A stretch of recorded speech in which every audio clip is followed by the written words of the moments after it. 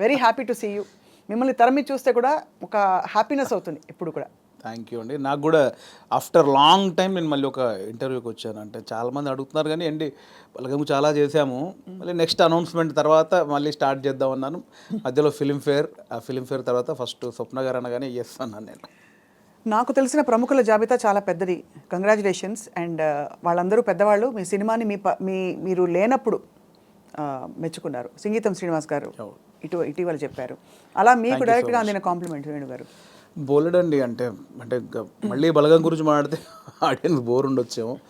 So many అండి, so many. అంటే బలగంకి especially వచ్చిన ప్రతి ప్రశంస ఇది బాగుంది, ఇది టాప్ 1, ఇది టాప్ 2 అలా లేదండి. అన్నీ టాప్ 1లోనే ఉన్నాయి.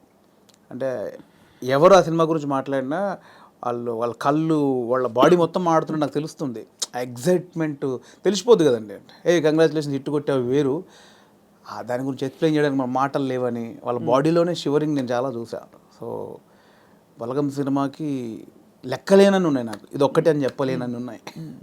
ఫిల్మ్ఫేర్ అందుకుంటున్నప్పుడు మీ ఎమోషన్ అసలు ఊహించుకోలేం కదా. భయపడ్డాను, అంటే షివర్ అయిపోయాను. అంటే బలగం రిలీజ్ అయిన 1.5 year తర్వాత జరిగిన ప్రోగ్రామ్కి లోపల ఏదో చిన్న షివర్ అయిపోతున్నాను. బేసికలీ ఇది నిజమా కాదా అంటే కాన్ఫిడెన్స్ అంటే డెఫినెట్లీ కొడతామని ఉంది. దానికి బిఫోర్ ప్రజెంటేషన్స్ అన్నీ చూస్తుంటే అది ఒకటే బ్యాలెన్స్ ఉంది, డెఫినెట్లీ వస్తుంది అని ఒక ఉన్నా కూడా అనౌన్స్ చేసిన తర్వాత స్టేజ్ మీదకి వెళ్ళేటప్పుడు కూడా చిన్న షివరింగ్ అయ్యి వచ్చేసినాయి. ఎందుకంటే సీరియస్గా ఒక కెరియర్ స్టార్ట్ అయిన దగ్గర నుంచి లైక్ 2000 నుంచి నేను ఇండస్ట్రీలో ఉన్నాను. యాక్టర్ని 2003-4 ఆ టైంలో అయ్యాను. అవును.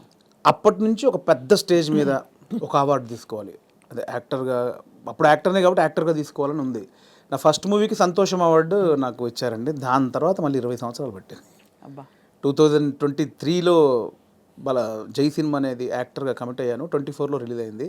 24లో మళ్ళీ 2004లో సినిమా రిలీజ్ అయితే 2024లో మళ్ళీ అప్పుడు అవార్డు తీసుకున్నాను, సంతోషం అవార్డు. మళ్ళీ 20 సంవత్సరాల తర్వాత మళ్ళీ తీసుకున్నాను. సో ఆ గ్యాప్లో ఎన్నో క్యారెక్టర్లు చేసి మనకు ఈ అవార్డు ఫంక్షన్లలో తీసుకోవాలి ఎన్ని కలలుగానే ఉంటాను. అందుకే ఆ రోజు స్టేజ్ మీద కూడా చెప్పేశాను, ఓపెన్గా చెప్పేశాను, ఎన్ని నిద్రలేని రాత్రులు, ఎన్ని సిగరెట్ డబ్బాలు, ఎన్ని మందు బాటిళ్ళు, ఎన్ని ఆశలు.